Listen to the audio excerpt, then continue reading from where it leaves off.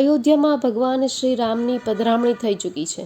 સમગ્ર દેશભરમાં મહા ઉત્સવ જેવો માહોલ છવાયો છે. ત્યારે જામનગર શહેરમાં પણ વિવિધ મંદિરો તેમજ સંસ્થાઓ દ્વારા આ મહોત્સવની ઉજવણી કરવામાં આવી હતી. જામનગર શહેરમાં આવેલ વિશ્વવિખ્યાત બાલા હનુમાન સંકીર્તન મંદિરે પણ ભવ્ય ઉજવણી કરવામાં આવી હતી.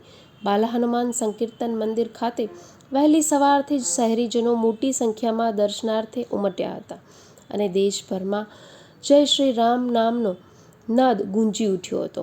આ તકે જામનગર જિલ્લા પોલીસ વડા પ્રેમસુખ ડેલુએ પણ દર્શનનો લાભ લીધો હતો. જિલ્લા પોલીસ વડાની ઉપસ્થિતિ સમયે બાલા હનુમાન મંદિરના પ્રમુખ જીતુભાઈ લાલ, મંત્રી વિનુભાઈ તન્ના તેમજ પૂજારી સહિતના ઉપસ્થિત રહ્યા હતા.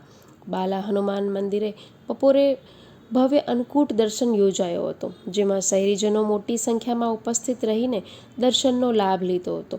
તેમજ સાંજના સમયે મહાઆરતીનું આયોજન કરવામાં આવ્યું હતું, જેમાં ભક્તો મોટી સંખ્યામાં ઉપસ્થિત રહ્યા હતા. આમ સમગ્ર દિવસ દરમિયાન બાલા હનુમાન મંદિરે ભક્તોનું ઘોડાપૂર ઉમટ્યું હતું.